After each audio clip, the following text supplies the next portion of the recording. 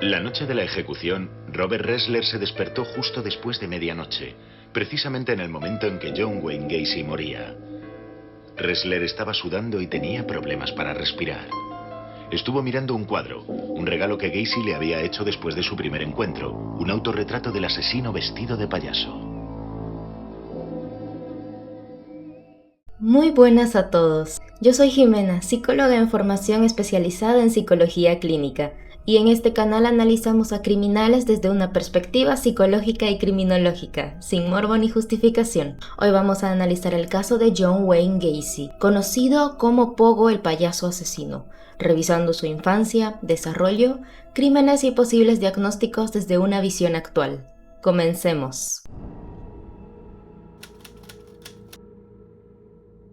John Wayne Gacy nació el 17 de marzo de 1942 en Chicago, Illinois, Estados Unidos. Desde pequeño se enfrentó con un padre violento y autoritario. A los 9 años se sospechó que había sido víctima de abuso por parte de un amigo de la familia, lo cual él nunca admitió. A los 11 años sufrió un fuerte golpe en la cabeza que le causó desmayos y dolores de cabeza, pero su padre pensó que solo lo hacía para llamar la atención. A los 16 años, después de un ataque de epilepsia, se le detectó un coágulo en el cerebro, comenzando tratamiento, aunque su padre seguía sin creer que esto fuera real.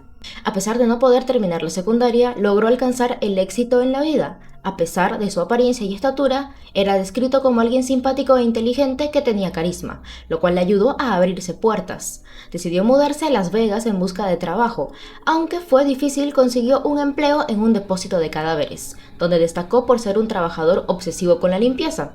Esta experiencia también despertó su curiosidad acerca de la muerte, y algunas fuentes sugieren que pudo haber practicado necrofilia con los cadáveres que tenía a su disposición, pero esto es algo que él negó en entrevistas posteriores. Se graduó y se unió al ejército, aunque no permaneció ahí por mucho tiempo. Era un mentiroso patológico que presumía de haber estado en la guerra de Corea, y también era cleptómano y egocéntrico. A pesar de estas características, fue ascendido laboralmente, llegando a ser vicepresidente en una empresa de zapatos y gerente en una cadena de comida rápida. En el 64 se casó con Marilyn Myers, pero en el 68 su matrimonio terminó abruptamente cuando fue acusado de abuso íntimo a menores y fue condenado a 10 años de prisión. A pesar de no sentir atracción por los jóvenes con los que trabajaba, se vio envuelto en casos embarazosos. Tenía la costumbre de invitar a sus empleados adolescentes a su casa para emborracharse y ver películas de contenido para adultos, a veces accediendo a favores íntimos a cambio de dinero. En ocasiones recurría a la amenaza y a la violencia. A pesar de ser candidato a la presidencia de la Cámara de Comercio, su comportamiento íntimo era incontrolable y se vio involucrado en situaciones peligrosas como amenazar a un chico con un revólver. Cuando su esposa se enteró de las acusaciones, decidió divorciarse, tras sospechar de la inclinación íntima de su esposo. Durante su tiempo en prisión, se destacó como un chef, un cargo privilegiado, manteniendo su carisma y simpatía. A pesar de su condena, se mantuvo en el puesto en el que trabajaba y fue entrevistado en la tele como un ejemplo de una reinserción laboral. Le encantaba llamar la atención después de haber estado 18 meses en prisión, o sea, no cumplió el tiempo que le habían puesto antes, que eran 10 años. Su comportamiento ejemplar le permitió salir bajo libertad condicional y regresó a Illinois para rehacer su vida. Sin embargo, ocultaba un profundo odio hacia la homosexualidad, similar a la que su padre tenía, a pesar de que Gacy era homosexual. En el 71 compró una casa en el sector de North Worth Burton y abrió una oficina de construcción. Era visto como un vecino amable y un miembro respetado del Partido Demócrata. Muchos lo recordaban por visitar a niños en hospitales disfrazado de payaso, un personaje que él mismo había creado, a quien llamó Pogo. Gacy continuaba esforzándose por ser un ciudadano modelo, casi de manera obsesiva. Se casó de nuevo y tuvo 2 hijas, y estableció una empresa de construcción exitosa. Sin embargo, comenzó a relacionarse con jóvenes del vecindario que buscaban empleo. En el 72 comenzó una serie de asesinatos. Invitaba a jóvenes y adolescentes a su casa bajo la promesa de trabajo o dinero. Una vez adentro, los drogaba, torturaba y los sometía a horrendas vejaciones. Usaba métodos como ahogamiento y estrangulamiento, además de abuso íntimo. Y para evitar que estos jóvenes gritaran, les introducía su propia ropa interior en la boca. Los cuerpos de las víctimas eran inicialmente desechados en ríos, pero cuando su espalda le empezó a doler, decidió enterrarlos bajo su propia casa. Utilizaba un subterráneo para acumular los cadáveres, cubriéndolos con cal y cemento fresco. Su esposa vivía en otra propiedad, entonces nunca sospechó de lo que pasaba en esa casa, mientras él continuaba siendo amable con sus vecinos y excusándose por los malos olores en su jardín. La situación cambió en el 78 cuando se reportó la desaparición de un chico de 15 años llamado Robert Jess. La madre de este chico, preocupada, se presentó a la comisaría para denunciar la desaparición. Robert le había mencionado que iba a una entrevista con un hombre llamado Gacy, y el teniente de policía decidió llamar a John, pero este negó haber visto a este muchacho. Y cuando le pidieron que se presentara en la comisaría, se excusó diciendo que ese día no podía ir y que iba a ir al día siguiente. Al día siguiente, Gacy aparece voluntariamente en la comisaría y repitió lo mismo de que no había visto nunca a este chico. El teniente decidió registrar su casa y al forzar la puerta, el olor de putrefacción que provenía de la casa fue aún más fuerte de lo que se sentía de por sí afuera de la casa. Primero encontraron material íntimo, esposas, cadenas y cuchillos. La experiencia llevó a los policías a pensar que Gacy podía ser un asesino, y a medida que intentaban identificar de dónde venía el olor, uno de los policías encontró una trampilla que conducía al subterráneo de la casa de Gacy. Al abrir la trampilla, el olor se intensificó y un agente bajó para encontrar cemento fresco en el piso. Comenzaron a remover el suelo y pronto encontraron todo el montón de cadáveres que Gacy tenía enterrado ahí. La noticia de que este hombre, que era conocido por ser un hombre bueno, amable, un buen vecino, una gran persona que ayudaba a los niños y a los demás, de repente salió que era un asesino serial, pues hizo que todo el mundo se moviera alrededor de esta casa. Se encontraron 33 cuerpos debajo de la casa de Gacy. A pesar de la impresión que causaron estos hallazgos, Gacy aceptó la responsabilidad de sus crímenes y durante su juicio su comportamiento fue contradictorio. Aunque primero se mostró comunicativo, después se mostró arrogante y dijo cosas despreciables sobre sus víctimas, a quienes consideraba irrelevantes. Se sabe que el abogado de Gacy en ese momento, cuando estaban entrevistándolo y cuando él se quedó a solas a hablar con Gacy, salió de la cámara en donde estaba con Gacy, se acercó a la policía y les dijo no los dejen ir. Obviamente el abogado no podía decir abiertamente Gacy sí es un asesino y me lo acaba de confesar, pero se aseguró de que de alguna forma la policía sepa que sí era culpable y no lo dejasen libre. Se descubrió que sus víctimas eran jóvenes de entre 14 y 21 años y Gacy trató de justificar sus actos de manera absurda, mostrando su verdadera naturaleza de psicópata.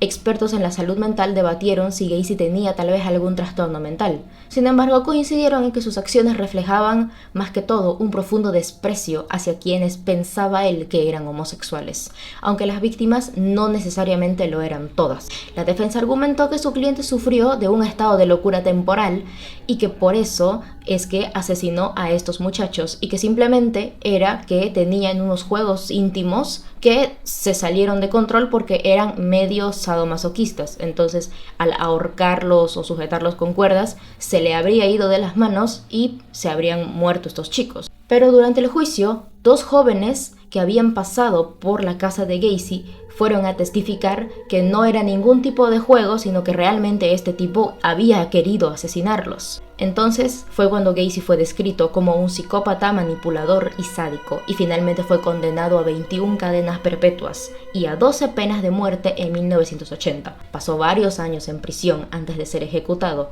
y durante su tiempo en la cárcel se volvió famoso, y su imagen de payaso apareció en todos los medios de comunicación. Y a pesar de que había cometido crímenes horrendos, al igual que Ted Bundy, Jeffrey Dahmer, Rodney Alcalá y muchos otros de este estilo, comenzó a recibir cartas de amor y propuestas de matrimonio, además de que se creó todo un culto a su alrededor. Gacy comenzó a pintar en la cárcel y creaba obras relacionadas con su personaje de Pogo.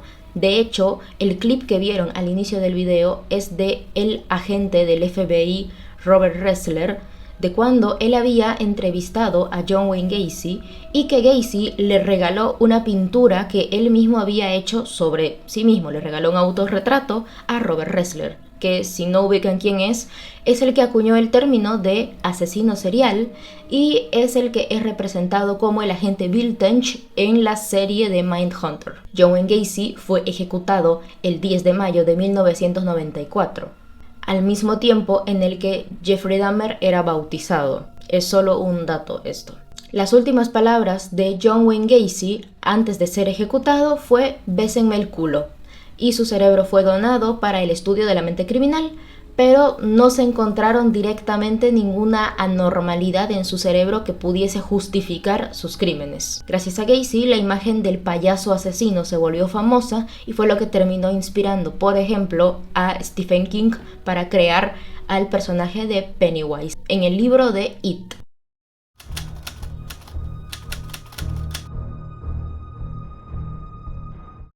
Podemos ver que John Wayne Gacy crece en un ambiente familiar marcado por un padre violento, alcohólico y autoritario. Desde pequeño aprendió a temerle a su padre y a la figura paterna, sobre todo. Esto lo llevó a desarrollar una personalidad dual. Por un lado, era un hombre sociable, amable y ejemplar frente a su comunidad, y por otro lado tenía una vida secreta cargada de impulsos violentos y sexuales reprimidos, ya que constantemente buscó complacer a su padre y obtener su aprobación. El maltrato físico y emocional de parte del padre de Gacy hacia él, además de sus problemas de salud infantil, como sus enfermedades cardíacas y el problema que tuvo de haberse golpeado la cabeza, además de rechazo social por su orientación sexual, de la que ya de por sí hay aún en esta época, pues en esa época era muchísimo peor, todo esto impactó y fue algo que creó su personalidad basada en una fachada de buen ciudadano con una identidad secreta en donde daba rienda suelta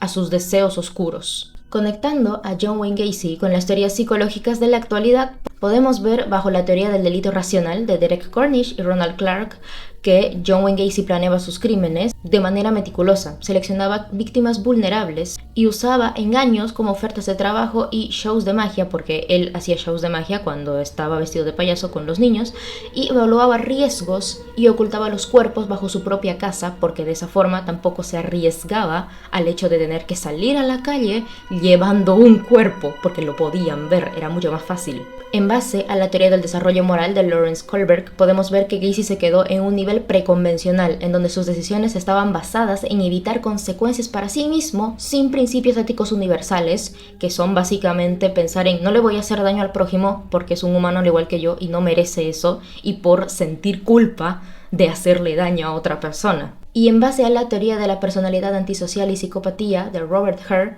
podemos ver que Gacy presentaba características psicópatas, como el encanto superficial, manipulación, falta de empatía, ausencia de remordimiento, vida parasitaria, promiscuidad y conducta criminal organizada. Gacy era encantador socialmente, era un buen vecino, era payaso para animar a niños en hospitales y era un empresario exitoso, pero también era manipulador y controlador, era un psicópata sexual y tenía una personalidad narcisista y antisocial, ya que necesitaba demostrar poder sin empatía ni responsabilidad. Según el DSM-5, o sea, el Manual Diagnóstico y Estadístico de los Trastornos Mentales, su cuadro se ajustaría con el trastorno de personalidad antisocial, o sea, psicópata, y parafilias sexuales sádicas, distorsión, ya que él presentaba una distorsión en la excitación sexual ligada al sufrimiento y al sometimiento de las víctimas. John Wayne Gacy es un ejemplo de cómo la interacción entre traumas tempranos, regresión de la identidad y factores sociales en una personalidad con predisposición antisocial puede desembocar en una mente criminal compleja. Su vida muestra la peligrosidad de la doble fachada en la psicopatía, alguien que a ojos de la sociedad puede ser alguien bueno, amable, divertido, un buen vecino, un buen amigo, un buen hermano, pero que en lo privado cometía atrocidades sistemáticas. La psicología criminal revela que su caso es la convergencia entre ambiente, o sea, maltrato y el rechazo que vivió, y las cogniciones disfuncionales y su personalidad psicopática, resultando en uno de los asesinos seriales más perturbadores de la historia, cosa que se puede verificar gracias a la teoría de diátesis-estrés. Hasta aquí el video de hoy. Si les interesa comprender más de la mente criminal desde una mirada clínica basada en la evidencia, suscríbanse y activen la campanita.